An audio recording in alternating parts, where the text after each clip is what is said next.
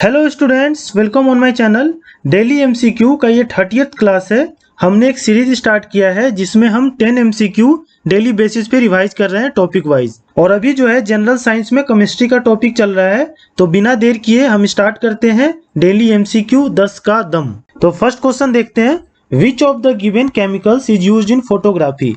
मतलब इनमें से कौन सा केमिकल का यूज फोटोग्राफी में किया जाता है। तो ऑप्शन है आपके सामने, copper sulphate, silver bromide, magnesium sulphate या नन।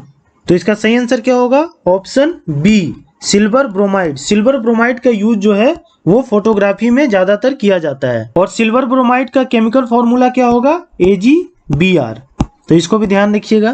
क्वेश्चन नंबर सेकंड देखते हैं हम, the material used in the manufacture of lead pencil is. Lead pencil को बनाने में कौन से मटेरियल का यूज होता है? तो ऑप्शन है आपके सामने, ग्रेफाइट, लेड, कार्बन और माइका। तो इसका सही आंसर क्या होगा? ऑप्शन ए, ग्रेफाइट। ग्रेफाइट का जो यूज है वो लेड पेंसिल को बनाने में होता है। लेड का जो यूज है कहीं भी लेड पेंसिल को बनाने में नहीं होता है। तो ये जो है क्वेश्चन कंफ्यूजन क्रिएट करता है, इसीलिए इस क्वेश्चन को मैंने इस वीडियो में डाला है। तो लेड पेंसिल को बनाने में जो मेन मटेरियल का यूज होता है वो है ग्रेफाइट। ग्रेफाइट के बारे में एक चीज और जान लीजिए कि ग्रेफाइट जो है वो एक सॉलिड लुब्रिकेंट है। एग्जाम में जो है एक बार ये क्वेश्चन पूछा गया है सॉलिड लुब्रिकेंट के बारे में। तो ग्रेफाइट जो है वो सॉलिड लुब्रिकेंट है। लुब्रिकेंट का काम क्या होता है कि आपका फ्रिक्शन को ये कम करता है, और ग्रेफाइट भी आप देखे होंगे कि ये फ्रिक्शन को कम करता है। क्वेश्चन नंबर थर्ड देखते हैं हम, which of the following are the main component of cement. Cement का मेन कॉम्पोनेंट कौन कौन सा है? तो ऑप्शन है आपके सामने, calcium silicate and calcium aluminate, उसके बाद है calcium silicate and calcium ferrite, उसके बाद है कैल्शियम एल्यूमिनेट और कैल्शियम फेरेट, और डी है लाइमस्टोन एंड सिलिकॉन डाइऑक्साइड। तो इसका सही आंसर क्या होगा? Option A, calcium silicate and calcium aluminate. ये दोनों जो हैं वो मेन कंपोनेंट हैं सीमेंट के। कैल्शियम सिलिकेट का जो केमिकल फॉर्मूला होता है वो क्या होता है? Ca3SiO5। और कैल्शियम एल्यूमिनेट का क्या फॉर्मूला होता है? तो Ca3Al2O4। तो ये होता है कैल्शियम एल्यूमिनेट का फॉर्मूला। कैल्शियम सिलिकेट जो होता है वो सीमेंट में लगभग 50 से 70% तक रहता है। मतलब सबसे ज्यादा कैल्शियम सिलिकेट ही रहता है, और कैल्शियम एल्यूमिनेट लगभग 5 से 10% रहता है इसमें। तो अगर एग्जाम में पूछता है आपसे कि सबसे ज्यादा क्या रहता है, तो याद रखिएगा आप, कैल्शियम सिलिकेट जो है सबसे ज्यादा मात्रा में रहता है, लगभग 50 से 70%।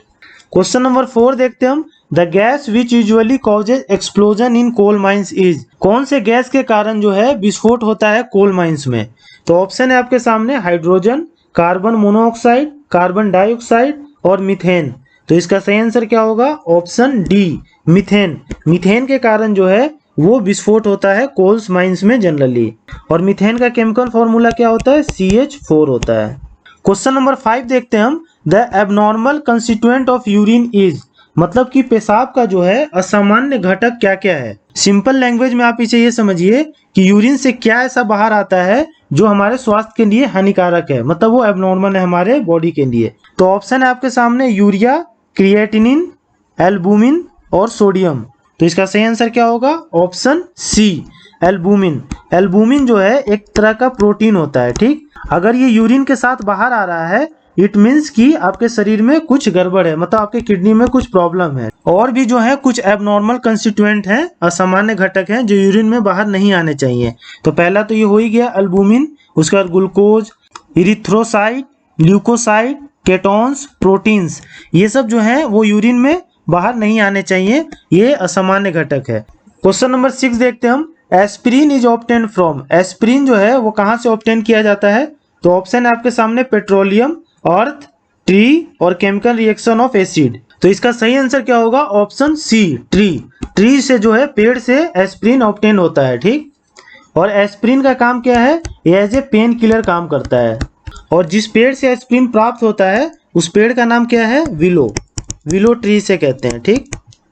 तो विलो ट्री से जो है वो एस्पिरिन हमें ऑब्टेन होता है, और एस्पिरिन का काम क्या है? ये एज ए पेन किलर इसका यूज किया जाता है। क्वेश्चन नंबर 7 देखते हैं हम, which is the main ore of mercury. Mercury का जो है मेन ओर क्या है, मतलब कहाँ से मरकरी को एक्सट्रैक्ट किया जाता है? तो ऑप्शन है आपके सामने, बॉक्साइट, पाइरोलुसाइट, सिनाबार और पाइराइट। तो इसका सही आंसर क्या होगा? ऑप्शन सी, सिनाबार। सिनाबार जो है वो मेन ओर है किसका, मरकरी का। ओर किसे कहते हैं कि कोई भी मेटल जो है वो अगर इम्प्यूरिटीज के साथ है तो उसे हम ओर कहते हैं, और उस ओर से जो है वो क्या करते हैं, मेटल्स को एक्सट्रैक्ट किया जाता है। ठीक, तो सिनाबार से जो है वो मरकरी को एक्सट्रैक्ट किया जाता है। क्वेश्चन नंबर 8 देखते हैं हम। Which of the following oxide show the both acidic and basic behaviour.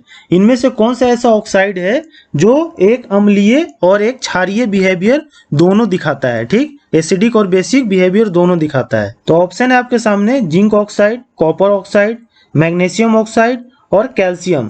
तो इसका सही आंसर क्या होगा, ऑप्शन ए जिंक ऑक्साइड।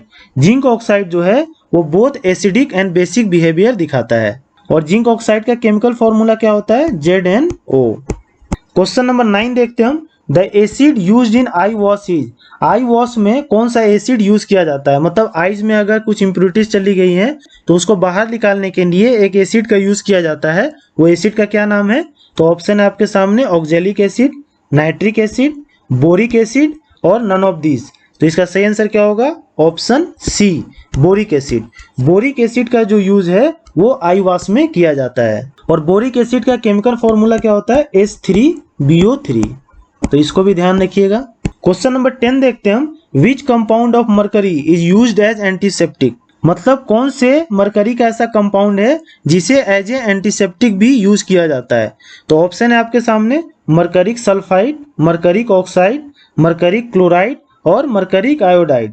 तो इसका सही आंसर क्या होगा, ऑप्शन सी मरकरिक क्लोराइड।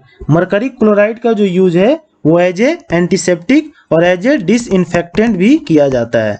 और मरकरी ऑक्साइड का केमिकल फॉर्मूला क्या होता है, HgCl2। तो इसको भी ध्यान रखिएगा। तो होप आपके सारे क्वेश्चंस क्लियर हो गए होंगे। और अभी तक हमने इस सीरीज में 300 क्वेश्चंस कर लिए हैं, किसके, जनरल साइंस के, फिजिक्स और केमिस्ट्री मिलाकर। ठीक, और ये जो है अभी कंटिन्यू रहेगा। तो अगर आपको ये सीरीज पसंद आ रहा है तो please like, share and subscribe to my channel. Thank you.